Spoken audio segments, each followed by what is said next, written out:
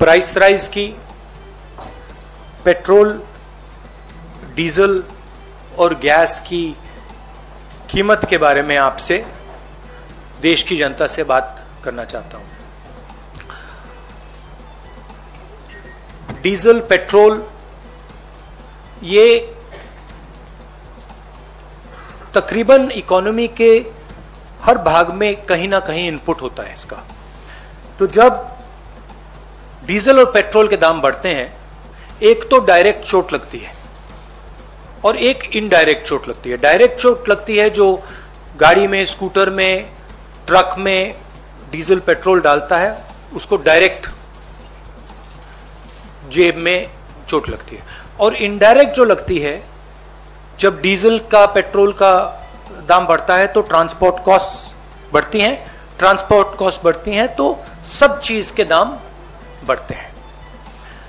और पिछले 7 साल से हमने एक नया आर्थिक पैराडाइम देखा है।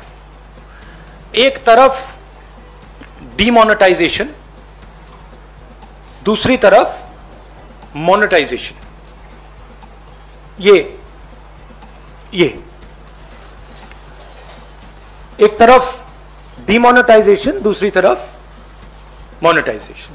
और फाइनेंस मिनिस्टर ने कहा, मोदी जी ने पहले कहा था मैं डीमोनेटाइजेशन कर रहा हूं, और फाइनेंस मिनिस्टर कहती रहती है मैं मोनेटाइजेशन कर रहा हूं।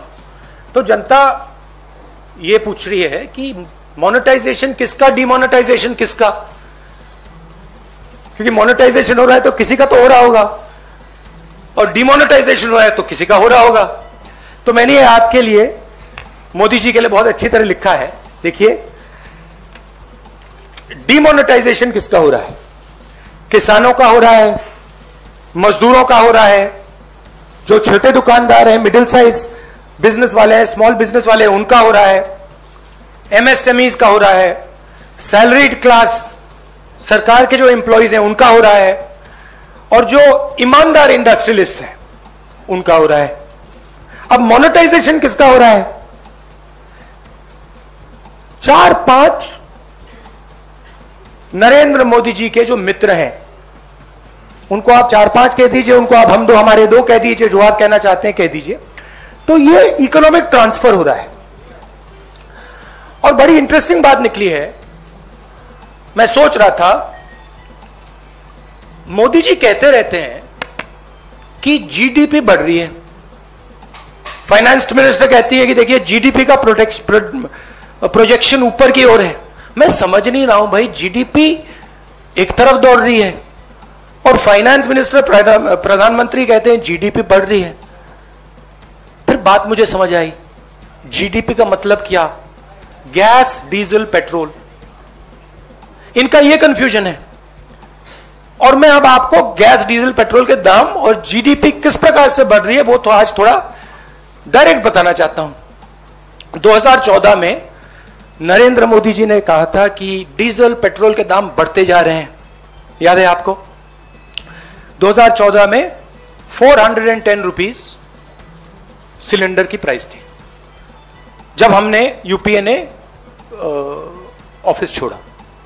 आज 885 रुपीज सिलेंडर की प्राइस है, 116% इंक्रीज।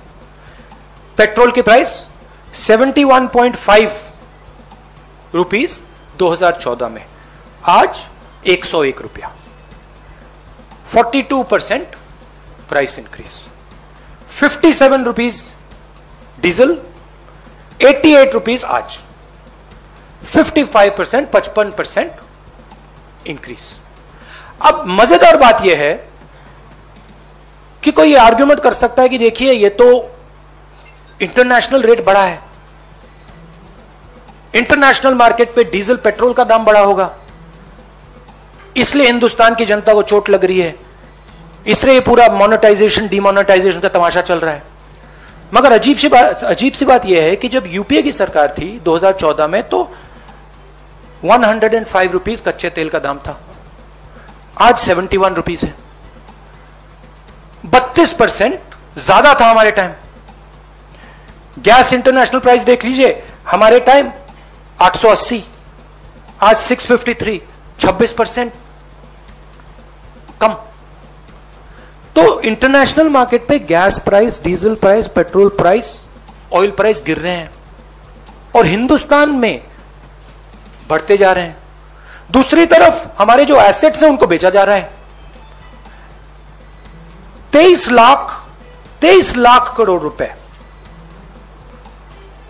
23 लाख करोड़ रुपए सरकार ने जीडीपी से कमाया है। जीडीपी वो ग्रोस डोमेस्टिक प्रोडक्ट नहीं, जीडीपी मतलब गैस, डीजल, पेट्रोल। मेरा सवाल है ये 23 लाख करोड़ रुपए गए कहां?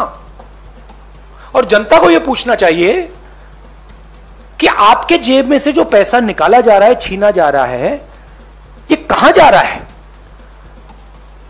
जो हिंदुस्तान के एसेट्स हैं, हमारी कंपनीज हैं, उनको बेचा जा रहा है, डिमोनेटाइजेशन किया जा रहा है, नोटबंदी की जा रही है, जीएसटी आपसे पैसा छीना जा रहा है, किसानों के 3 कानून बने हैं, वहां से आपका पैसा छीना जा रहा है।